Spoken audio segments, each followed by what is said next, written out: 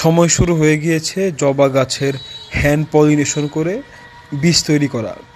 November, December, জানুয়ারি, ফেব্রুয়ারি এই 4 মাসের মধ্যেই করতে হয়। তো এর জন্য হচ্ছে আমরা 2টা জবা নিয়ে নিব।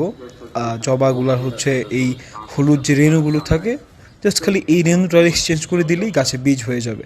আপনি চাইলে একাধিক কালারের পরাগায়ন করতে পারেন।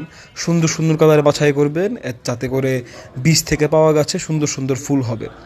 আর হচ্ছে এই বীজ পট মানে সিড পটটা, এটা পাকতে সময় লেগে যায় প্রায় মাস দেড়েক, অনেকটা সময় লেগে যায়।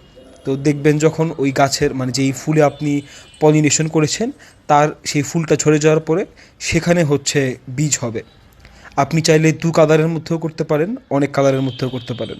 আমি এই দেখেন এই 2 কালারের পলিনেশন করেছিলাম। এই যে একটা বীজ হয়ে গিয়েছিল, প্রায় 1 মাস পরে বীজ শুকিয়ে এরকম বীজ পেয়েছি। আর এই বীজ থেকে এটা হচ্ছে আমার বীজের চারা।